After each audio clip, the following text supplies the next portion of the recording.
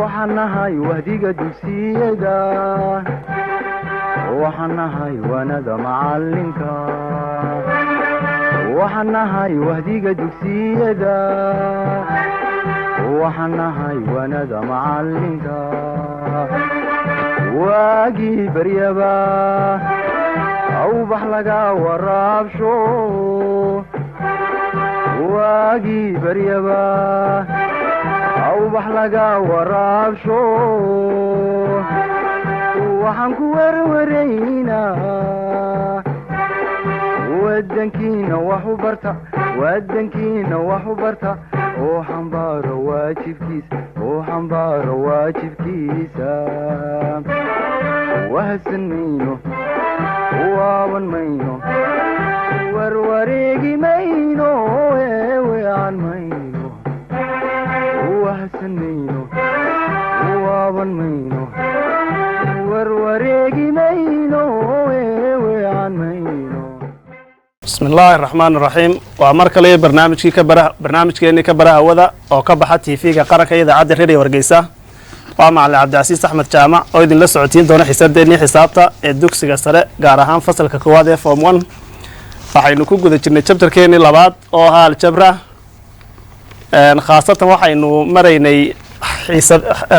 casharadeenii taxanaha xiisadii 12aad oo inoo noqonaysa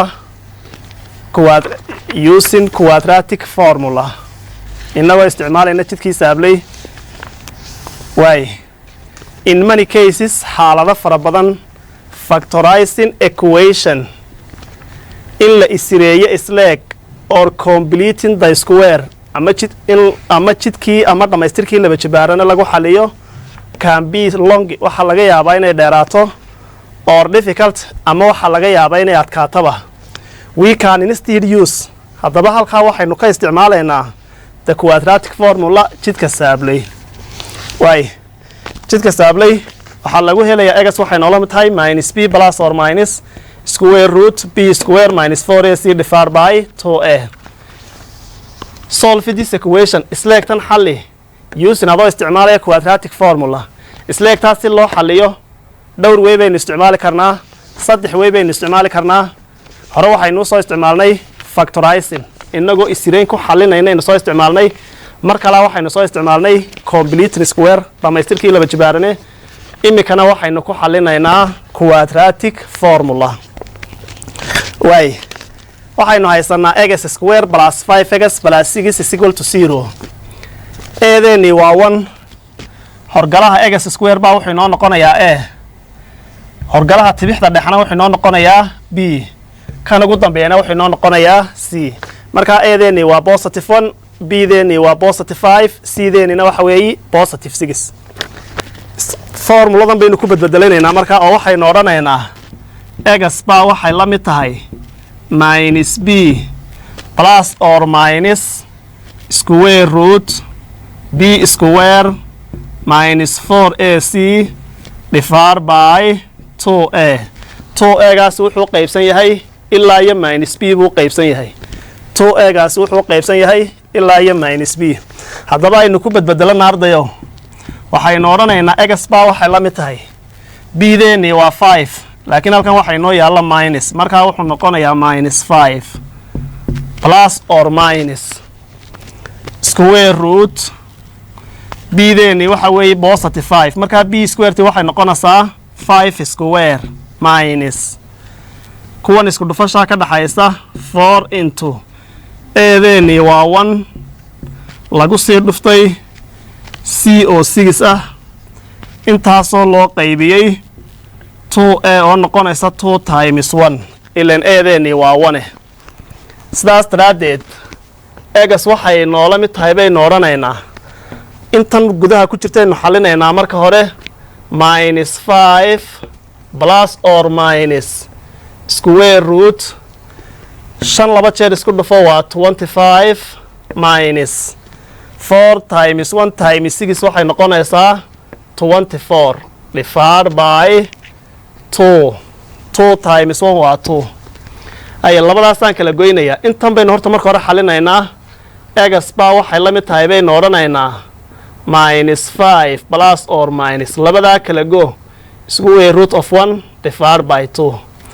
1 waa square number xididka uu ka baxaa 1 haddii xididka laga saaro 1 buu noqonayaa. marka egas waxay noola mid tahay baynu odhanaynaa minus 5 plus or minus 1 haddii xididka laga saaro waa 1 divided by 2. haddaba egas qiimaheedii si aynu helno egas qiimaheedii marna balastaynu qaadanaynaa marna minusta. laba qiimaynu helaynaa ileen waxay ahayd tibix quadratic egas waxay la mid tahay baan odhanaynaa mar minus 5 plus 1 divided by 2. mar waxaan qaatay balasta oo noqonaysa minus 5 plus 1 way kala go-ayaan waxaanay noqonaysaa minus 4 divided by 2 gan hoos yaalla. haddii labadaa la isku qaybiyo egas mar waxay noqotay minus 2 or mar kalena waxaynu odhanaynaa egas baa waxay la mid tahay marka hore balastaynu qaadanay imikana waxaynu qaadanaynaa minusta oo minus 5 minus 1 baan odhanaynaa minus 5 minus 1 divided by 2. haddaynu marka hore balasta qaadanay imikana minustaynu qaadanaynaa. labadani waa laba calaamadood oo isku mid ay wataan labada number sidaas daraaddeed way isku tegayaan oo minus 1 minus 5 minus 1 waxay noqonayaan minus 6 divided by 2 gay noo hoos yaalla. sidaas daraaddeed egas waxay noqotay haddii minus 6 plus 2 loo qaybiyo waxa weeye minus 3. solution setkeeni wuxuu noqday egas marna waxa weeye negative 2 marna waxa weeye negative 3. hadda example la mid aynu aragna ardayo example labaad aynu wada xallino.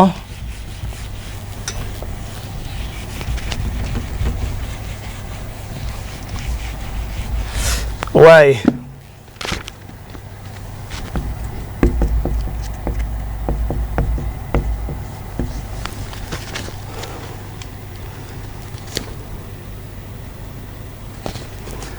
solve for egas baa layidhi magana weli waxaynu isticmaalaynaa quadratic formula waxaana layna siiyey egas square minus 2 egas minus 6 is equal to 0. solution waay isla eg taasaa layidhi waxaad ku xalisaa solve for egas baa layidhi laakiin waxaynu ku guda jirnaa quadratic formula. sidaas daraaddeed waxaynu ku xalinaynaa quadratic formula jidkii saabley baynu ku xalinaynaa. waa inaynu isweydiinaa eedeeni maxay noqonaysaa bdeeni maxay noqonaysaa cdeeni maxay noqonaysaa. eedeeni waxay noqonaysaa horgalaha egas square waa positive 1 bdeeni waxay noqonaysaa horgalaha tibixda dhexe minus 2 cdeeni waxay noqonaysaa minus 6. haddaba formuladii ahayd egas is equal minus b plus or minus square root b square minus 4ac divided by 2 baynu ku bedbedelaynaa. meeshay ee taalo positive 1 ku bedel, meeshay b taalana negative 2 ku bedel, meeshay c taalana minus 6 ku bedel, negative 6 ku bedel. egas waxay la mid tahay baynu odhanaynaa minus b plus or minus square root b square minus 4ac divided by 2a. bdeeni waxa weeye minus 2. sidaas daraaddeed egas waxay noqonaysaa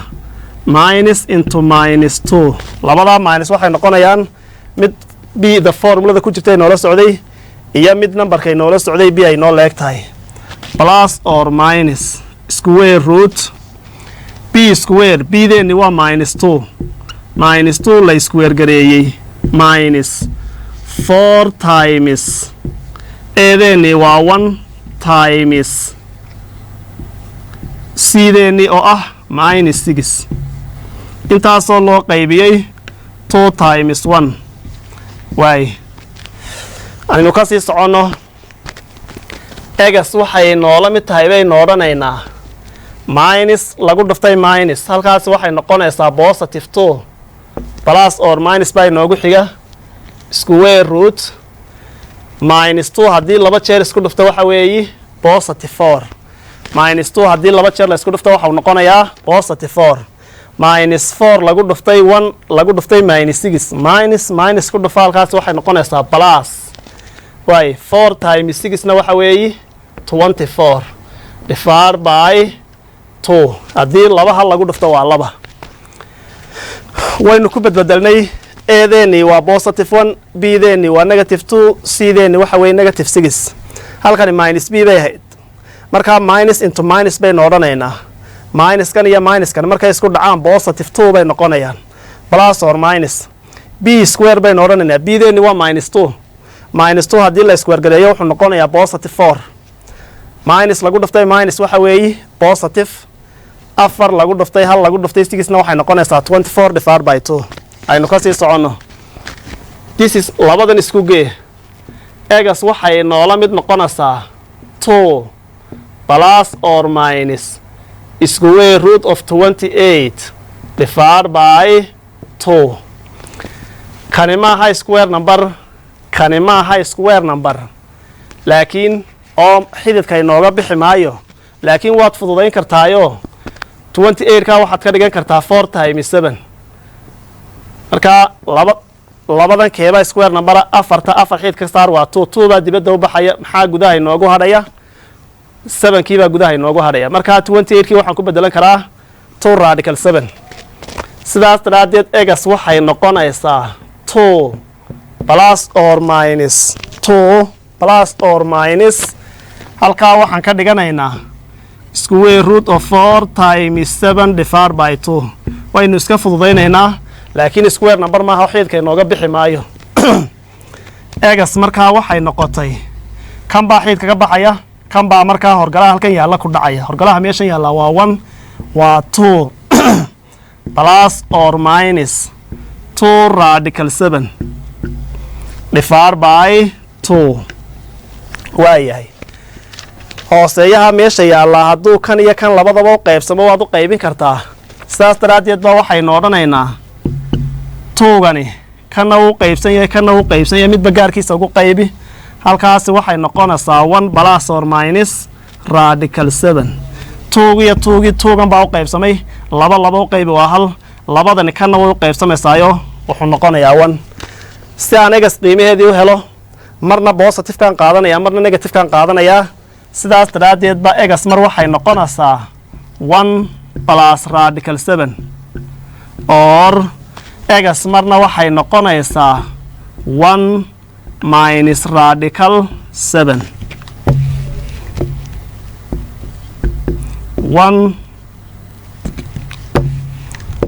egas marna waxay noqonaysaa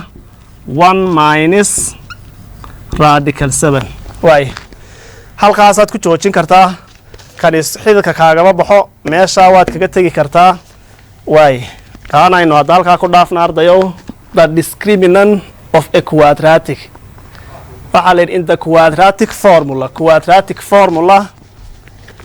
the quantity tirada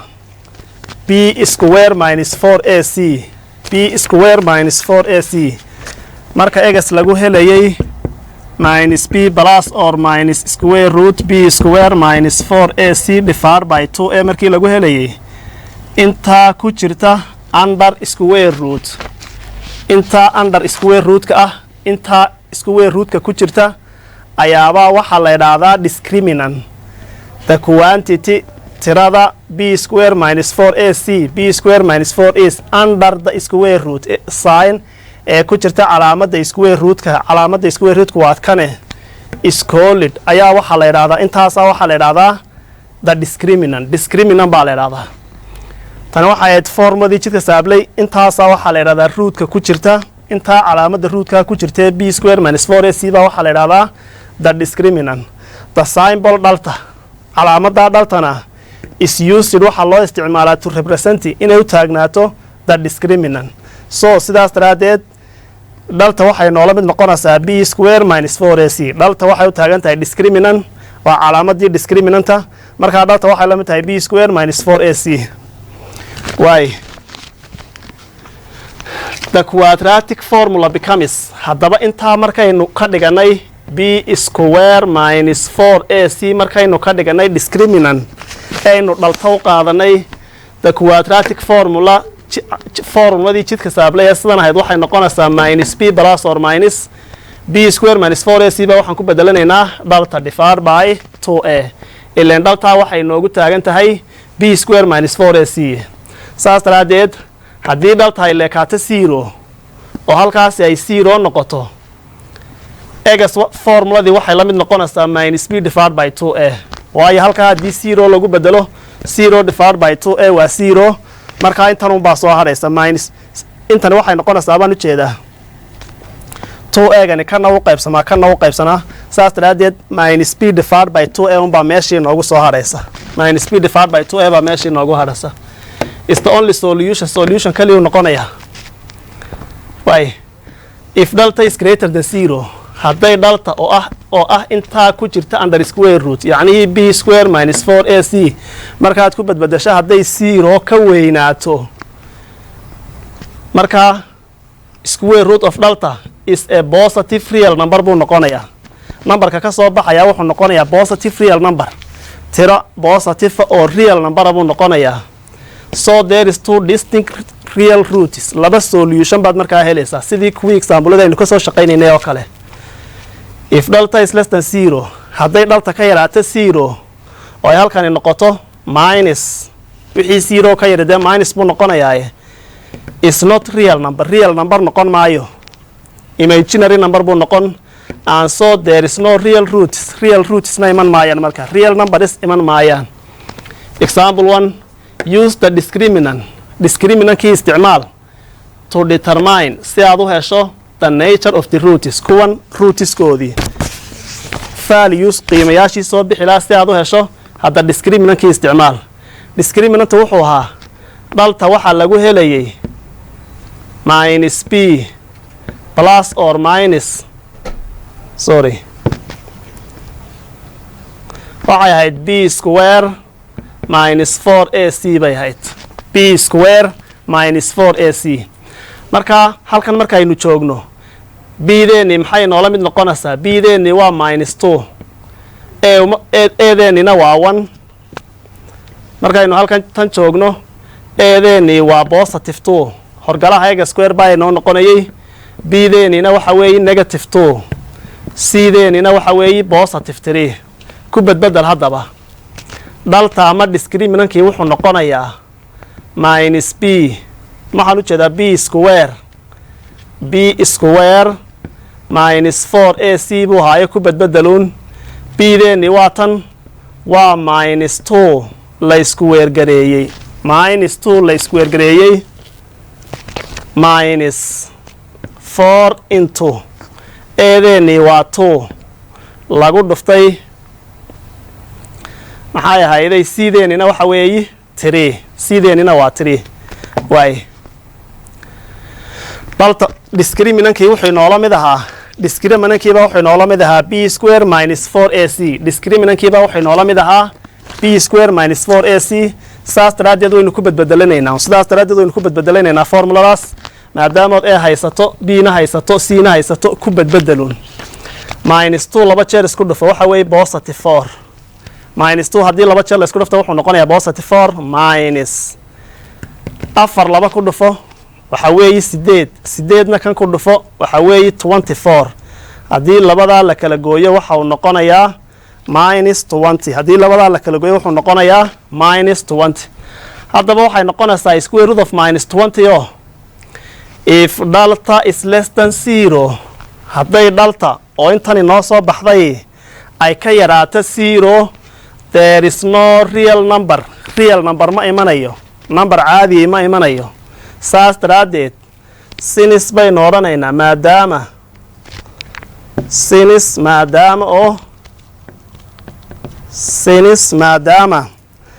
delta is less than 0 sinis delta is less than 0 maadaama ay dhalta ka yaraatay 0 there is no real number meeshii ma imanayo imaginary number bay noqonaysaa there is no real number waay ta labaad hadda halkan aynu ku wada shaqayna xabadeenna labaad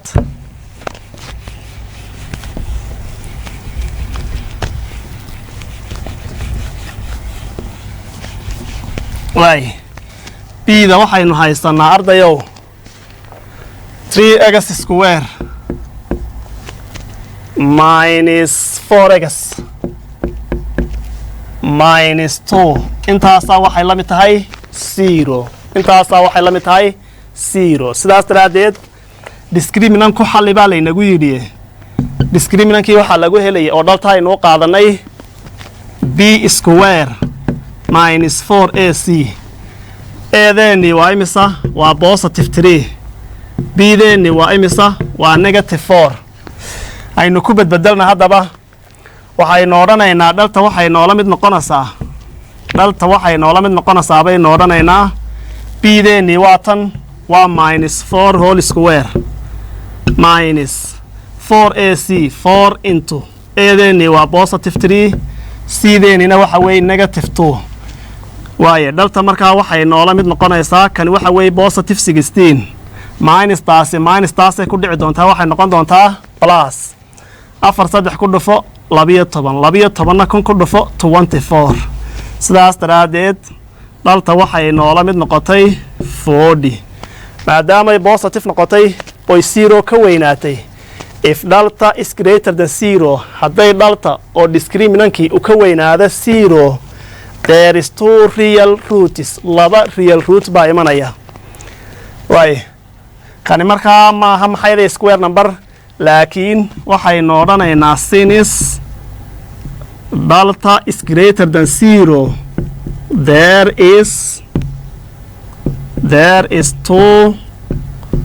real roots laba real roots baa imanaya oo noqonaya kan baynu xididka ka saari doonaa markaa plus or minus buu noqon doonaa markaa marna plusta la qaadan marna minusta waay xiisadeennii 21aad halkaasaynu ku soo gabagabaynaynaa intaynu xiisad lamida ku kulmi doono wasalaamu calaykum waraxmatullaahi wabarakaatu